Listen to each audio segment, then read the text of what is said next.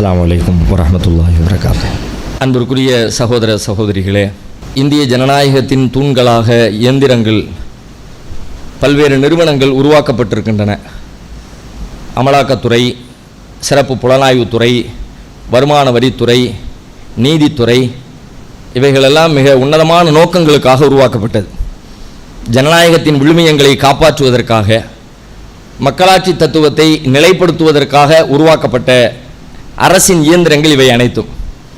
ஆனால் அந்த இயந்திரங்கள் எல்லாம் இன்றைக்கு மத்தியில் ஆளுகிற மத்திய அரசால், பாஜக அரசால், வேட்டைக்காரனால் ஏவி விடப்படுகிற ஏவல் நாய்களைப் போல அவைகள் பயன்படுத்தப்படுகின்றன. யாரெல்லாம் அவர்களுக்கு பிடிக்காதோ, யாரெல்லாம் அவர்களை எதிர்க்கிறார்களோ, யாரெல்லாம் அவர்களுடைய ஊழல்களை வெளிப்படுத்துகிறார்களோ, யாரெல்லாம் அவர்களுடைய தீமைகளை துணிச்சலோடு எதிர்கொள்கிறார்களோ, யாரெல்லாம் அவர்கள் கட்சியில் ஆளுகிற இடத்தில் வருவதற்கு தடையாக இருக்கிறார்களோ, அவர்களை எல்லாம் அழிப்பதற்கும் இல்லாதாக்குவதற்கும் பணிய வைப்பதற்கும் தனக்கு கீழ்ப்படிய செய்வதற்குமாக அவர்கள் இந்த துறைகள் அனைத்தையும் தற்பொழுது பயன்படுத்தி கொண்டிருக்கிறார்கள். அந்த வகையில் இப்போ கடைசியாக கடந்த திங்கட்கிழமை எஸ்டிபிஐ கட்சியினுடைய தேசிய தலைவர் MK ஃபைசி அவர்களை அமலாக்கத்துறை சார்பில் கைது செய்திருக்கிறார்கள். நல்ல கண்டிப்பாக இந்திய அரசியலை கூர்ந்து நோக்குகிற யாரும் சொல்லலாம், இது அவர்கள் மீது போடப்பட்டிருக்கிற பொய் வழக்கு தான். எல்லா இடங்களையும் சோதனை, அவங்களுடைய அலுவலகங்களில் சோதனை, மண்ணடியில் தான் பரபரப்பா பயங்கரமாக சோதனைங்கிற பேரில் அப்படியெல்லாம் பெரிய ஆட்டம் போல நடத்தி முடிச்சுட்டு போயிருக்கிறாங்க. இந்தியா முழுக்க சோதனை நடத்தி இருக்கிறார்கள். கண்டிப்பாக அவர்களை அடக்குவதற்காக, ஒடுக்குவதற்காக செய்யப்பட்டிருக்கிற பாஜக அரசின் திருட்டுத்தனங்களில் ஒன்றுதான் இது என்பதை அரசியலை கூர்ந்து நோக்குகிற எல்லாருக்குமே ரொம்ப எளிதாக தெரியும். ஏன் எளிதாக தெரியும் அப்படின்னு கேட்டா, இதுவரைக்கும் இந்த அமலாக்கத்துறை இவங்க ஏவி விட்டு அதுல சக்சஸ் ரேட் எத்தனை பேர் மேல நிரூபிச்சு எத்தனை பேருக்கு தண்டனை வாங்கி கொடுத்து வழக்குகளை முடிச்சிருக்கிறாங்கன்னு பார்த்தா 1% கூட சக்சஸ் ரேட் இல்லை. போடப்பட்டிருக்கிற வழக்குகளுக்கும் நிரூபிக்கப்பட்டிருக்கிற வழக்குகளுக்கும் இடையில இருக்கிற அந்த ஒப்பீடு இருக்குல்ல, கணக்கு இருக்குல்ல, சம்பந்தமே இல்லை. லட்சம் ஆயிரக்கணக்கில் வழக்கு போட்டாச்சு, ஆனா நிரூபிக்கப்பட்டது ஒண்ணுத்தையும் காணும். அப்ப என்ன விளங்குது? வேற ஒண்ணுமே இல்லை. அடிவினியை செய்வதற்காக வேண்டி இவர்கள் மூர்க்கத்தனமாக அவர்களை எதிர்க்கிறார்கள், சித்தாந்த ரீதியாக எதிர்க்கிறார்கள், நேரடி அரசியல் களத்தில் எதிர்க்கிறார்கள். அதிலும் குறிப்பாக சிறுபான்மை சமூகத்தில் சார்ந்து நின்று வளர்ந்து நின்று எதிர்க்கிறார்கள். அப்படியானால் இவர்கள் அடைக்கணும். அதுக்காக வேண்டிதான் இந்த வழக்குகளை அவர்கள் மீது அவர்கள் தொடுக்கிறார்கள் என்பது கண்ணுக்கு முன்னாடி கைப்புண்ணுக்கு கண்ணாடி தேவையில்லைங்கிற மாதிரி ரொம்ப தெளிவா தெரியுது. அது மட்டும் இல்லை, இவங்க போடக்கூடிய அமலாக்கத்துறையினுடைய தில்முள்ளுகள் என்ன பாருங்க.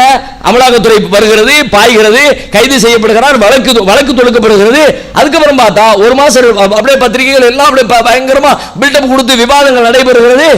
திடீர்னு பார்த்தா வழக்கு பதிவு செய்யப்பட்டவர், அமலாக்கத்துறையால் கைது செய்யப்பட்டவர் பாஜகவில் இணைந்தார் அப்படின்னு செய்தி வந்த பிறகு அவ்வளவு நேரம் அழுக்கரா இருந்தவர் இப்ப வந்து அப்படியே அற்புத புனிதா மாறிடுறார்.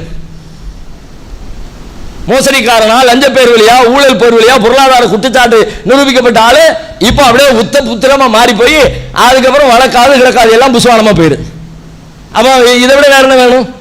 இதை விட வேற என்ன சாதனை நமக்கு தேவைப்படுகிறது? அந்த வழியில் தான் இதையும் செய்திருக்கிறார்கள்.